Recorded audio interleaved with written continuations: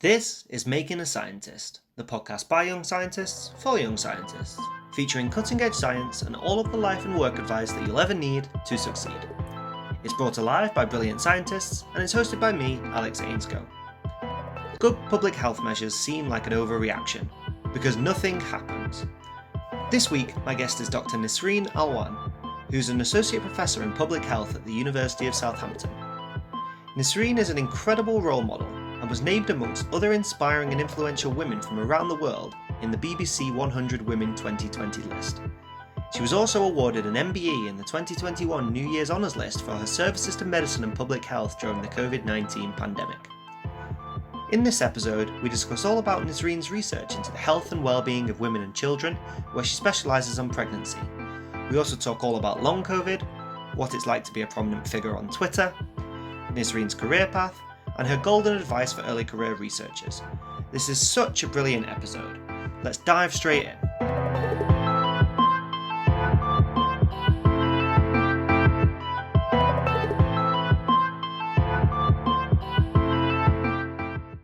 Dr. Nisreen Alwan, thank you very much for joining me this morning. I'm really excited to have you on the podcast. Thank you. Thank you for inviting me, Alex.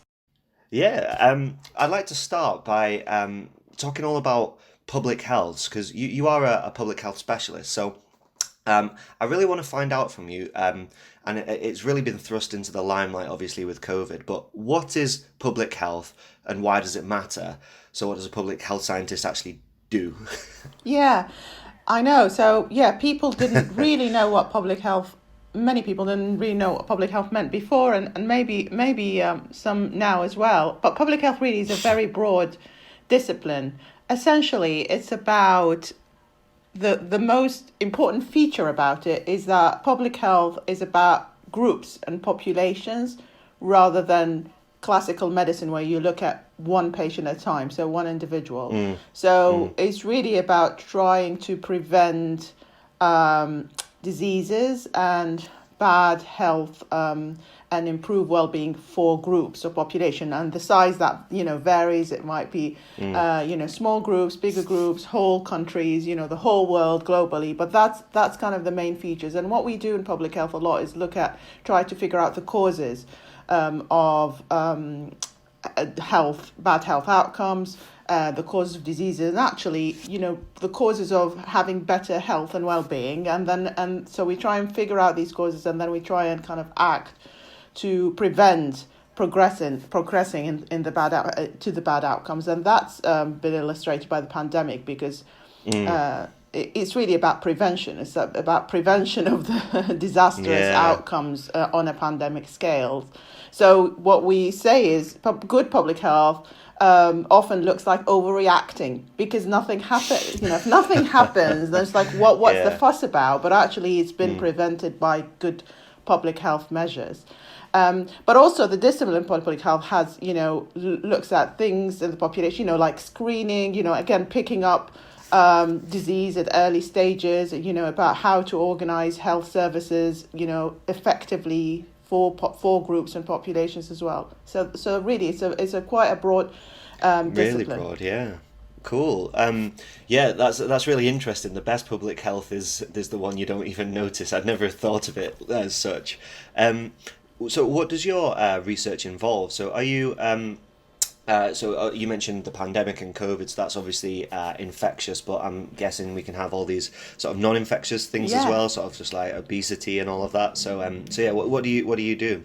Yeah, so my research, so I'm an associate professor in public health, so I'm a public health academic, and pre-pandemic, the main area of research that I worked in is maternal and child health. So I really look at what happens, what sort of happens for the mother primarily, before getting pregnant, during pregnancy, after pregnancy, how things that happen to mom, the behaviors, the exposures to mom, whether it's her environment, whether, it's, her health, affect the child later in life. It's a general field of science called the developmental origins of health and disease, which basically says that actually your health is determined by these early experiences of you as a child, or even earlier, you know, when you were in the womb, or even earlier, you know, in your mum, even before she got pregnant, and the family exposures as a whole. So by identifying these things, you can then prevent these, you know, bad health outcomes, such as, you know, obesity, or then developing high blood pressure, you know, later in life, and you know, other heart disease, and it could be immediate health outcomes, like, you know, preventing premature birth, or preventing small babies, you know, small in size. So this is really my research, my main research area. I got into the developmental. My PhD was in around that area, looking particularly at maternal nutrition in pregnancy. But then I really, you realized as part of the research that, you know, behaviors, I mean, people talk a lot about lifestyle, and, you know, things about what you eat and exercise, and whether you so many gurus around that you just but then you just, you know, you do realize that these things are really shaped by wider factors, you know. A lot of it is social and economical, and, you know, commercial, and environmental, you know, where we live, and people's behaviors, you know, are shaped by these things, shaped by the priorities in their lives, by the challenges and the barriers they have. And so that's where I, you know, try to extend the research to include those as well. So just wondering then about the maternity aspect. So how exactly would it work? Is it that if you are a mother who smokes, does the child have a predisposition to then want to smoke? Or if you are sort of obese, would that mean that the child has?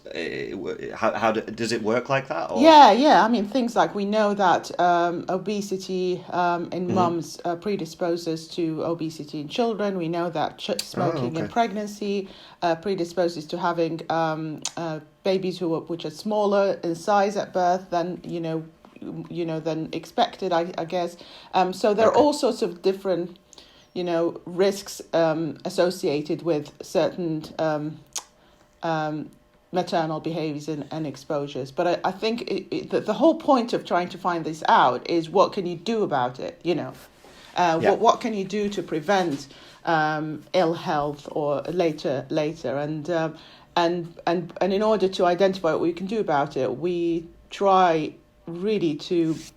We need complex, you know, what we call complex interventions, because we know from the public health experience that just telling people, you know, eat 5 a day, or, you know, you need to exercise doesn't particularly work. Sometimes what it does is it increases the gap in society, because there are people who can do these things and they can afford to do these things, and would take up that health advice, and there are people who just, their life circumstances doesn't allow them to do this at least easily enough, and then so you would have a big gap. And that's what public health also focuses on, what we call the health inequalities. You know, you have these different groups in society with big gaps in their you know, health outcomes, you know, disease, you know, early death in terms of life expectancy. How do we narrow this gap? Because this gap is not good, not only for the people kind of who are more disadvantaged, deprived. Actually, there is evidence that it's not good for everybody in society. Yeah.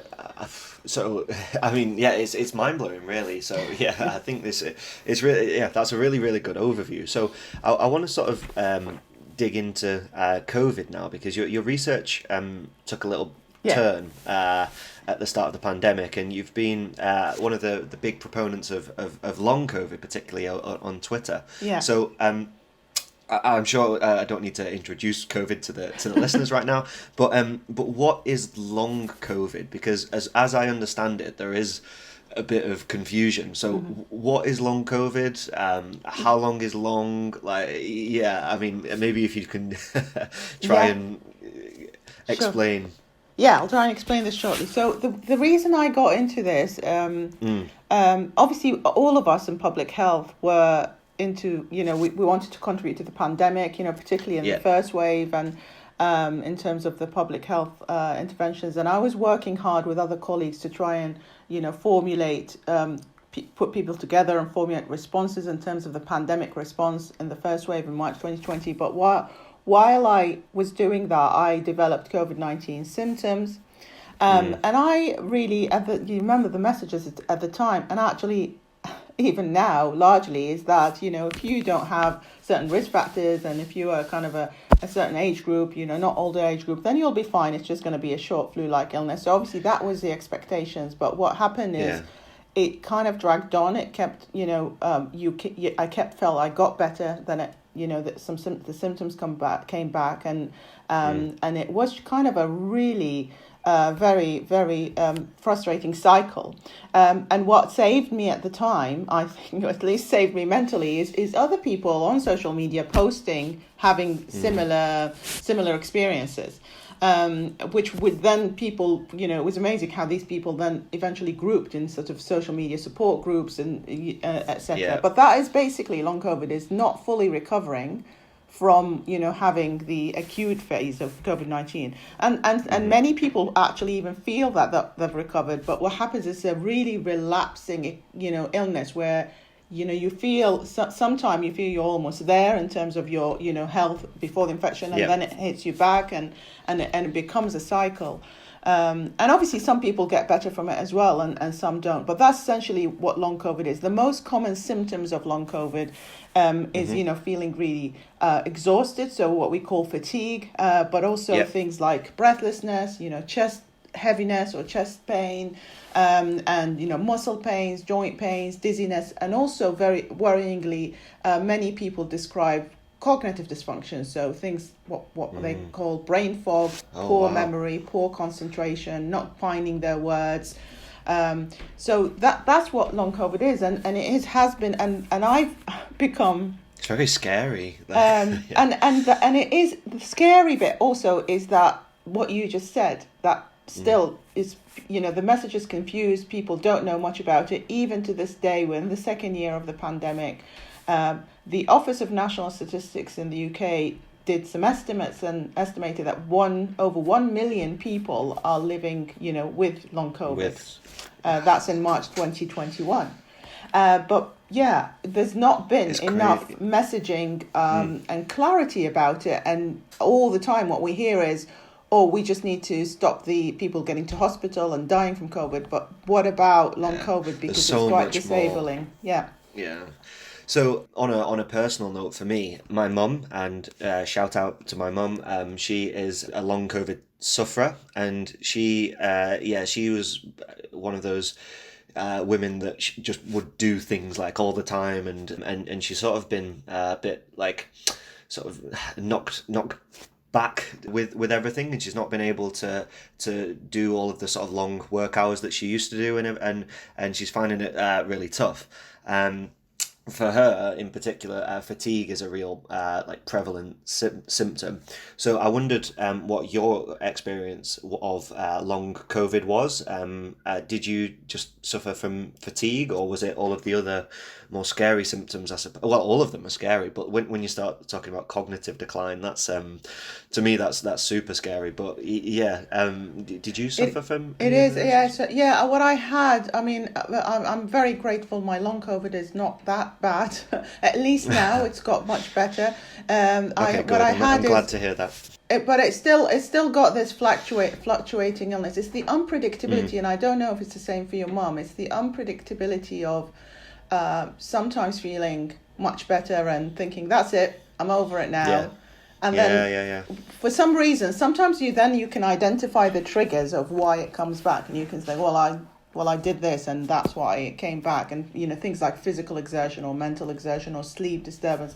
But sometimes you don't, and I think that's a very important feature, and it's really important in terms of work as well and daily activities, because you're planning things, and then you have a relapse, and then everything goes pear-shaped. So my symptoms were mainly so I had the fatigue, and I had this feeling which still comes and goes now, which is it's like something sitting on my chest, so I had not really pain as such, but it's like a chest heaviness, which seems to be quite common in people with long COVID. I had the muscle pains as well, and palpitations.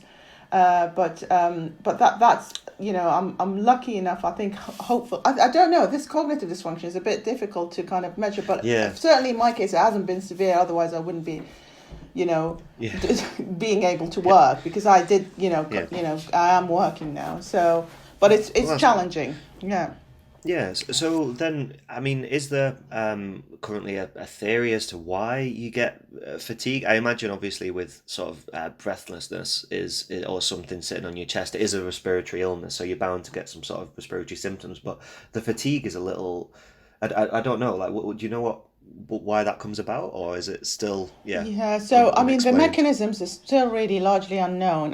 One of Okay. the kind of the main theories, if you like, is some sort of an autoimmune, Mm-hmm. response. So your immune system has not responded in a very kind of positive way to COVID, Yeah. and Well, we've got other there's similar symptoms. yeah, go Sorry, on. there's similar symptoms to like rheumatoid arthritis, Yeah, right? Like and with a lot of the things. Mm. lupus and things like that. So Yeah, but yeah. people also, it's similar to symptoms like with people with chronic fatigue syndrome, fibromyalgia, so other chronic conditions. And I think what happens with I found from kind of being in the long COVID field is that we got disadvantaged because there were many chronic conditions that have been largely neglected by research. So things like ME, is chronic fatigue syndrome, fibromyalgia, some chronic conditions which really we still don't know why they happen, and because we don't know why they happen, that could have helped us if these conditions were there were more focus on them. And I think that is the silver lining for long COVID, because post-viral disease is not new. It happens with, we know it happens with different viruses. It happens with SARS, obviously, which is the first, so I think when it happens with other viruses, it's about really understanding what triggers it and what treats it, and how post-viral, COVID is different to other conditions. And I think we there wasn't much attention, and that's the message that kind of hits me in the face about this pandemic. We're just so much better about, talking about and dealing with the acute stuff, death or,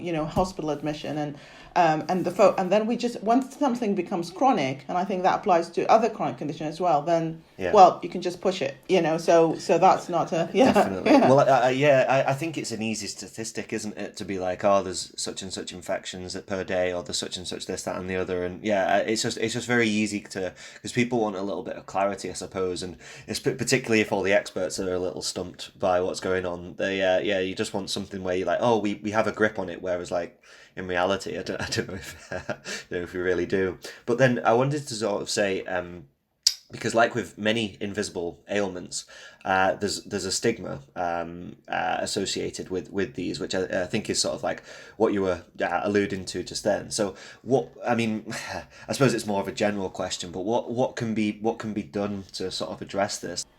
Again, the stigma is not new. We see them with the other chronic condition. We see them. There's a very prominent stigma story with HIV as well, and how do we deal with them with it would not be new to long COVID, but in particular in the case of long COVID, what we have now, one big source of the stigma has been that people weren't able to get lab confirmation, particularly those who were infected in the first wave and then developed long COVID, which is obviously the longest people with long COVID, because if they weren't admitted to the hospital, and we know long COVID doesn't only occur in hospitalized patients, it occurs in even people who got mild illness at the start, they just didn't get a test, and then they would keep trying to seek advice, even things with the employers, getting sick pay, etc., without having that solid is it COVID? Well, no. I mean, maybe something else. And that cycle of doubt of people's lived experiences is degenerates the stigma. Not only the stigma in terms of them accessing their right, but there's something we call internalized stigma, because you start doubting yourself. And you start doubting whether you're actually imagining these symptoms or not. And if you don't, you stop. Or in any way, you could stop seeking care and support. You could stop talking about it, even not only with your doctor but with your family and friends, because you feel People don't really understand it. People might dismiss it and say, oh, just get over it, go for a walk, do this, do that. Yeah. And, is this real? Is this, is it lockdown? I mean, this narrative, like people have just changed their lifestyle and it's lockdown. So that's what you're feeling rather than actually a post-viral effect. And that all creates stigma. So how do we do it? I think we have to talk about it. We have to talk about it. We have to have some criteria that doesn't disadvantage people who didn't have access to testing at the start. But also, I think what emerged is these differences in your characteristics. So if you're a woman, or particularly women from an ethnic minority, we know that you're less likely to be believed. Maybe your symptoms are dismissed as kind of having anxiety and other things, and that there needs to be training and awareness of everybody about that. But I think not only training, there needs to be some accountability in the systems as well. Because training on its own doesn't work. So there are things you can do about stigma, but certainly it's about talking about it. And it's not easy. If you're stigmatized and then you go and talk about it, that's, you're being very vulnerable, you are. Yeah. And you're, and particularly in the age of really cruel social media, you get attacked by a lot of people, and the whole thing becomes political. And it's like, oh, you just want lockdown and etc. And it all becomes, I was going to ask you about this later, but now you've brought it up. It was just I was going to very quickly ask about you must have had some awful experiences on Twitter with like trolls and everything, and sort of horrible comments. And I suppose it's a little bit discouraging, isn't it, when you're trying to sort of do all of this work. But again, with social media, there's probably both sides of it. You've got the people who are really like fighting your corner, and then you've got the people who are really fighting whatever you say. So what's been your experience in general of being someone who's so prominent on Twitter with taking the position on COVID that you've done, and long COVID? My main message from it social media is such a powerful tool, and we got to learn how to use it well, because it is there and it is very powerful. And I think the main positive phenomena that we have is these, the peer support, people grouping together, people who have long COVID saying, we're here, we're experiencing this, you can't dismiss all of us, there's so many of us. Yes, we don't understand exactly what's going on, how to treat it, but we're here, and that then, becomes a force, really.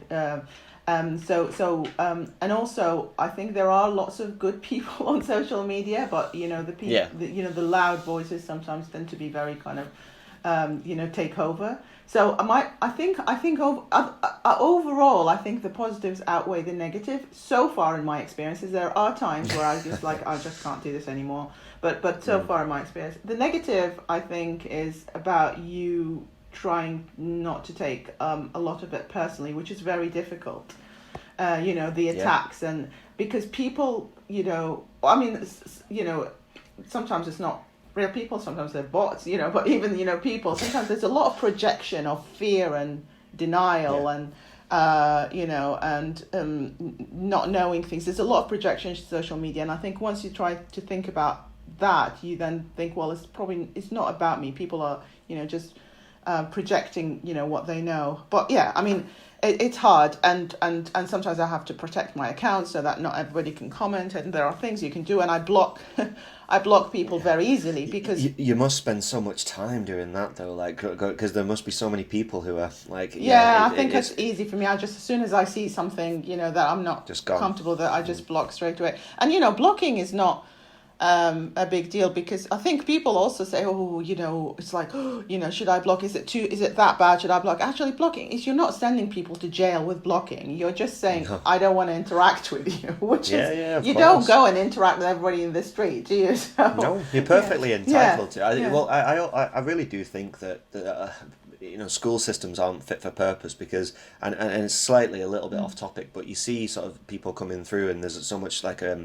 bullying that's done via social media, and then you see, particularly with I'm a big football fan, but you see a lot of footballers receiving abuse. And a lot of it's like from people who I think would have benefited from social media training, just like or just I don't know, awareness. Like like you said, it's such a powerful tool, and then you just releasing it to people, and then it's like, there you go, just Yeah, and it's run not with it. regulated well enough. I mean, No, it's not exactly, people. yeah. People don't do actually. People. I'm not talking bots. People and some even people. Professional people. You wouldn't say the same things in real No, life as they do in social media. There's exactly. something about that. That. Yeah, I don't know where these people get the confidence from. It's very strange.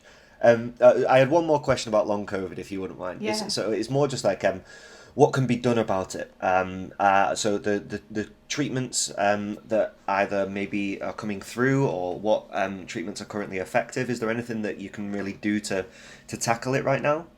Yeah, I mean, there is no definitive treatment. I think there is rehab obviously, and rehab does work. But I think before we get to the rehab stage, I think one of the important things about COVID is that we know now there's a lot of evidence that it causes things that are treatable. It causes heart disease, it causes blood clots, it causes things that we know what the treatment are for them, and it's important when people feel ill, and don't recover, to actually exclude all of the things that could be treated, because these could be picked up, and that needs proper clinical assessments and investigation.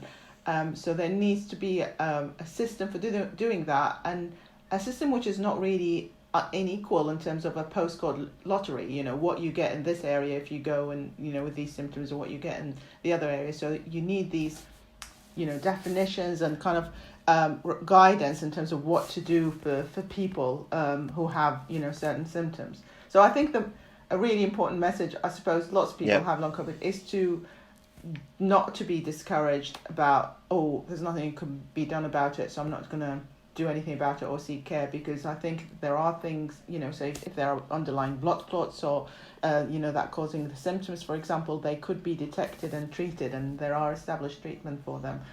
So I think that's the main thing. In terms of the symptoms, that people are using different kind of measures of rehabilitation measures, or even some medications. So for example, some antihistamines can be used, but there's no solid evidence. We need trials to prove what works and what doesn't. But also there's the vaccine, and there've been some evidence emerging of, do people feel better after getting the vaccine? And again, there have been small studies around that, and on the whole, it seems that people who feel better might be less than more than the people who kind of deteriorate in their symptoms. So how does that work? Again, we need more research into that. Yeah. So I guess as a final note for this section, then, is there hope? Yeah, I certainly think there is hope. We just need to know more. I mean, look at where we are with COVID. We've got vaccines, we've got so much of the, many people vaccinated. Look, I mean, within, in a year we got to there. Of course there is hope. We just need the attention. We need to stop the gaslighting and this doesn't exist. It does exist. Let's understand it, research it and find solutions. It's just been so much slower than kind of the acute, part of COVID. So yeah. Exactly. It'll get there, I'm sure. Yeah.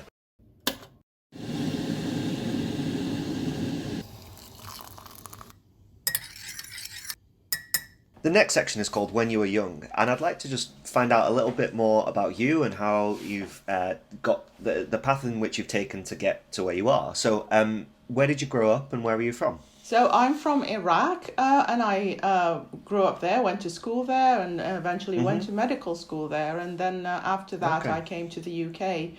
And I did. So you. Yeah, go on. Yeah. So when you came over to the UK, what did you then do? Were you a doctor in the NHS? Or? Yeah, so I came to the UK. I did a Masters of Public Health, so I was keen on public health right from the start. But then I did go into clinical medicine. You have to pass some exams if you're qualified overseas in order to practice medicine, which I did, and then I worked in clinical medicine in the north, actually, in Leeds. I spent a few years working in hospital medicine, but then I went back into public health training after that. and then I was interested in the research part of public health. So so then I got a fellowship from the Wellcome Trust to do a PhD in nutritional epidemiology, which is what I mentioned about maternal nutrition and pregnancy. And that's how I went into academia and research. Okay, so do you still practice now, or are you more academic? Yeah, so basically, I'm an academic public health doctor. Mm-hmm. So that means, but I'm also an honorary consultant in Southampton in public health. So in public health, the way it works, people could become academics, but that's not the majority of public health specialists. The majority would become work in, for example, local authorities and public health teams. So these are the local council public health teams, or they could work, in Public Health England, and so I suppose a smaller part goes into academia and has that role. But I'm still a consultant in public health. Yeah, well. Had you always pictured yourself in this career path, or did you consider others? And if you did, like what did you consider? What, as a child or as an adult? Yeah, either. Yeah, as a child, I don't know. Perhaps you wanted to be an astronaut. I don't know. I think I actually wanted to be a journalist. Oh, interesting. Okay. I think I wanted to be a journalist because I thought. I saw people on TV. I was like, that's so exciting. They meet so many people and talk to so many people and all these stories. And I think that's what I was interested in, that kind of that connection that the journalists have. In Iraq, it's a bit difficult because you don't have that much choice. So if you're doing well in school, you kind of then say, well, then you become a doctor or an engineer or a dentist. So right. There are like some secure job that you can go into, I suppose even more restricted for girls than for boys, in that culture. So I think by that time, when I reached that stage, I was like, well, okay, I'll just, go into medicine. I didn't really, it wasn't something that I wanted to do since I was 5. Yeah. My parents were doctors, so I suppose that was kind of a safe, obvious option because I knew what it would be like. What it was. Yeah. Well, I was just wondering whether or not there was some sort of defining moment where you were like, you saw something happen and then you were like, oh, that's I need to be a doctor now. Was there such a eureka type moment for you? No, not really. I think for public health, it was what I got attracted to, is that the potential to have an impact on whole populations that could be more than you can have on individual patients. I suppose that's kind of, or that attracted me, that kind of big picture, of what can you do, for the big picture or on the long run. So I think that for public health, that's what I. And I'm just a curious person. I like lots of questions. I think that offers me that. It's like, why does this happen and how can we prevent that and all that? So I just found a lot of questions in that area. Yeah. But for medicine itself, no, not really. I don't think there was a eureka moment. Yeah, fair enough.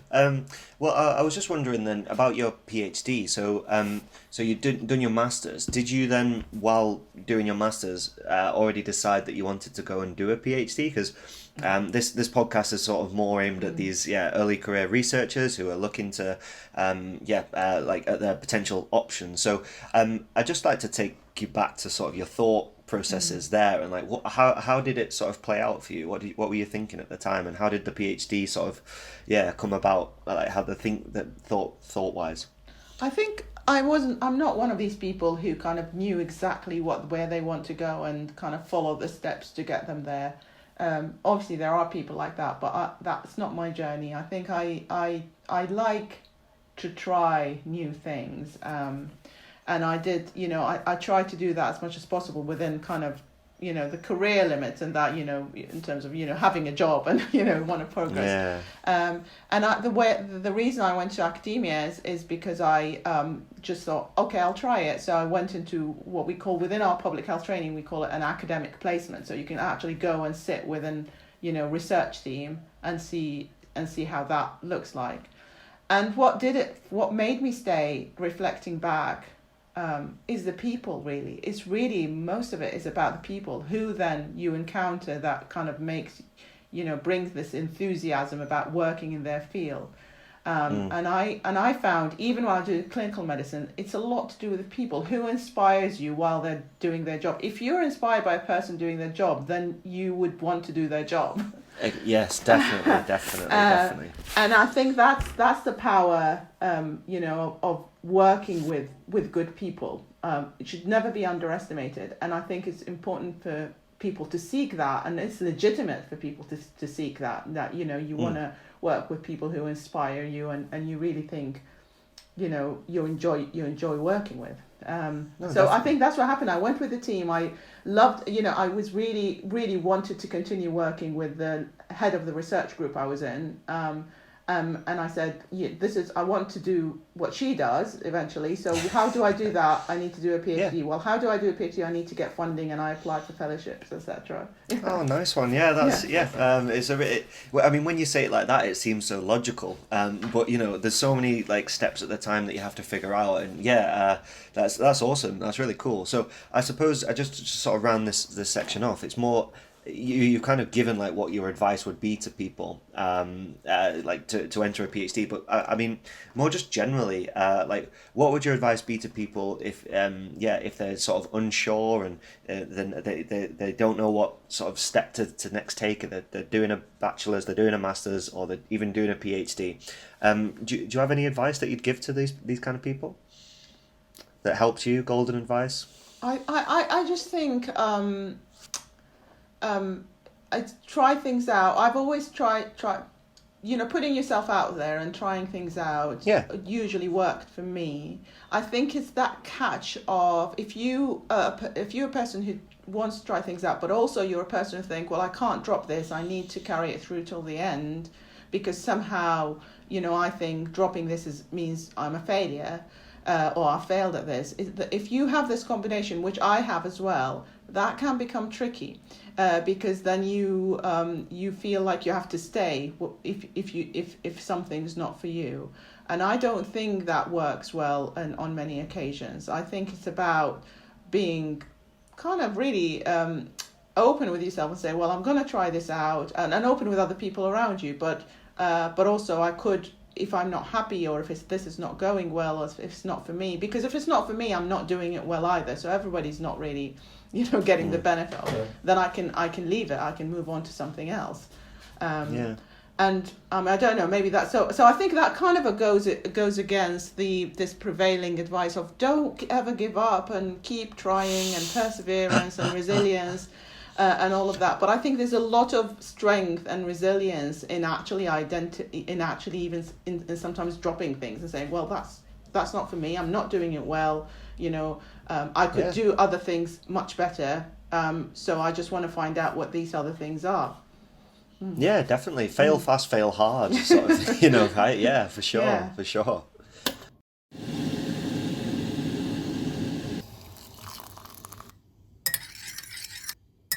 What's been your most memorable experience in science? I think the long COVID is probably, I don't know, this is the near experience, but it's been life-changing for me, because I think I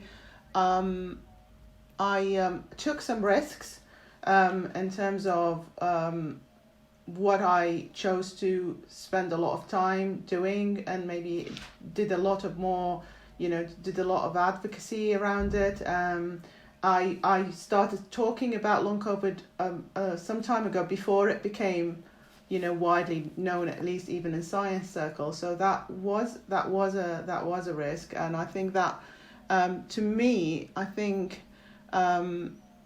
it just kind of gave me another example of how if what you want to achieve is clear to you, which is for me was people need to know about this, policy needs to take this into account. This is important, and people not paying attention to this, and we need to talk about it and measure it and all of that. So if that's all clear in your head, and then you go for it, you can become quite impactful.